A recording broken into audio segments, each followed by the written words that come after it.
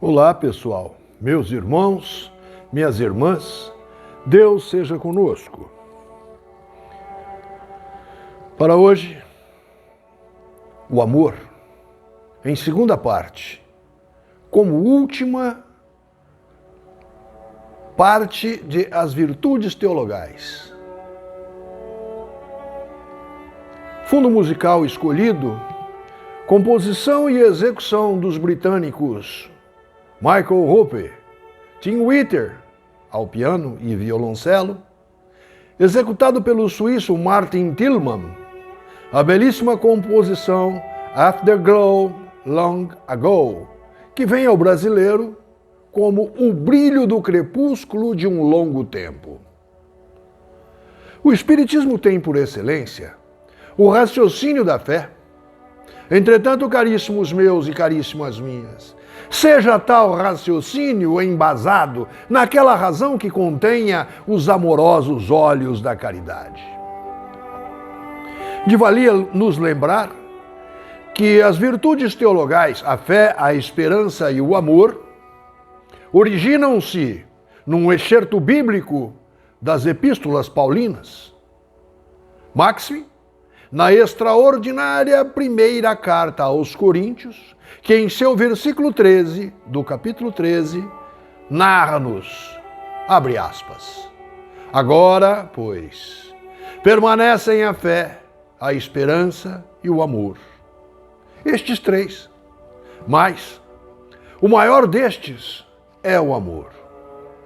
Assim, portanto, as reflexões minhas, um gnóstico espírita em Jesus, que a mim próprio denomino. Para nós outros, sectários do Espiritismo de Allan Kardec, sabemos que a fé, a esperança, são as angulares da doutrina e que o amor é o cubo pétreo de arrimo do Espiritismo. Uma doutrina científico-filosófica com bases na ética moral de Jesus. Vejamos antes, e que com redobrada atenção, o capítulo 13 da primeira epístola de Paulo aos Coríntios, versículo por versículo. Entretanto, caríssimos meus e caríssimas minhas, gosto muito da versão da Bíblia Britânica King James, onde substitui-se o vocábulo amor pelo análogo vocábulo caridade. Ainda que eu falasse a língua dos homens e dos anjos e não tivesse caridade, eu me tornaria como o bronze ressoante ou um símbolo tilintante. E ainda que eu tivesse o dom de profecia, e entendesse todos os mistérios e todo o conhecimento, e ainda que eu tivesse toda a fé, de tal maneira que eu pudesse remover os montes e não tivesse a caridade, nada seria. E ainda que eu distribuísse todos os meus bens para alimentar os pobres, e ainda que eu entregasse o meu corpo para ser queimado e não tivesse caridade, de nada me aproveitaria. A caridade é sofredora, é benigna. A caridade não é invejosa, a caridade não se vangloria, não se envaidece. Não se comporta indecentemente, não busca os seus interesses, não se irrita facilmente, não pensa mal. Não se regozija com a iniquidade, mas regozija com a verdade. Sofre todas as coisas, crê em todas as coisas, espera em todas as coisas, suporta todas as coisas. A caridade nunca falha, mas, havendo profecias, elas falharão. Havendo línguas, cessarão. Havendo conhecimento, desaparecerá. Porque em parte conhecemos e em parte profetizamos. Mas, quando o que é perfeito vier, então, o que o é, em parte, será aniquilado. Quando eu era criança, falava como criança, entendia como criança, pensava como criança, mas quando eu me tornei homem, eu coloquei de lado as coisas infantis. Por quê? Agora vemos através de um espelho sombriamente mais. Então veremos face a face. agora eu conheço em parte, mas então conhecerei como também eu sou conhecido. E agora, permanecem a fé, a esperança e a caridade. Estas três, mas a maior destas é a caridade. Fecha aspas.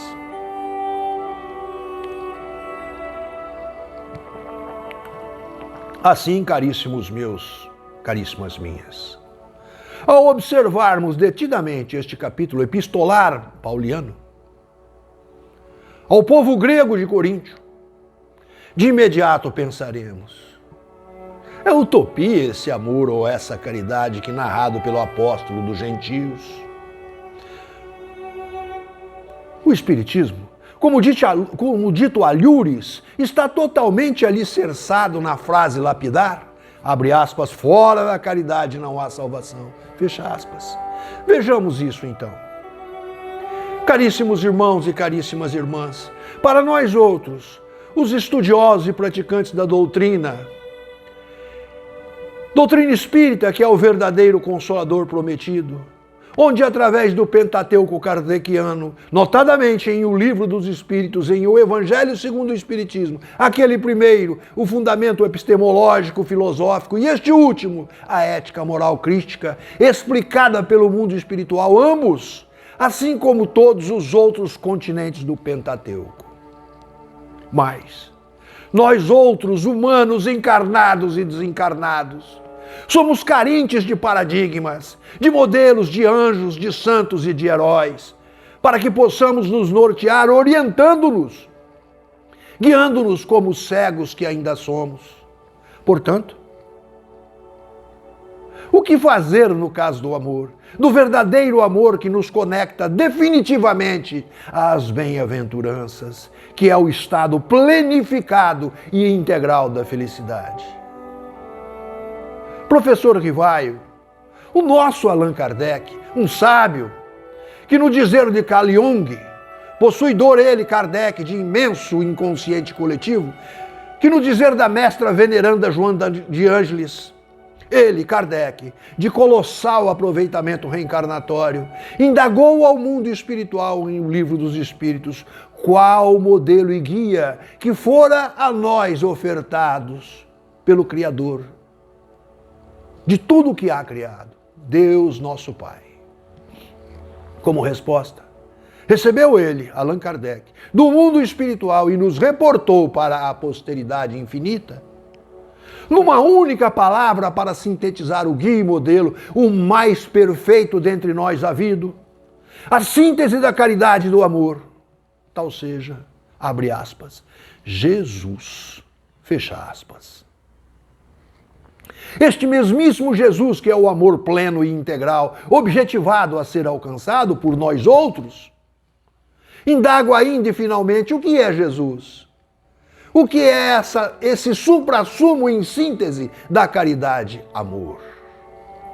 Ora, caríssimos meus, caríssimas minhas, a resposta em síntese também, nesse mesmíssimo Livro dos Espíritos, Continente da Resposta, a questão 886, que do seguinte modo nos diz: benevolência para com todos. E Jesus é benevolente para com todos. Sigamo-lo. Indulgência para com as imperfeições dos outros, e Jesus é indulgente para com toda e qualquer imperfeição, pois ciente que somos todos nós criaturas do Criador, protótipos perfectíveis em direção à luminífera supremacia. Sigamo-lo. Perdão das ofensas. E Jesus, em sua plenitude de humano integral, pratica o perdão incondicional a todo instante. Sigamo-lo. Concluo, pois, dizendo: pratiquemos então Jesus em sua essência para podermos amarmos-nos uns aos outros como Ele nos ama. E só e somente assim seremos absolutamente bem-aventurados, pois praticaremos o amor. Findo assim a minha brevíssima reflexão acerca das virtudes teologais, que conectivas à mente do incriado e Criador mental de tudo que há criado. Deus, nosso Pai, louvado seja.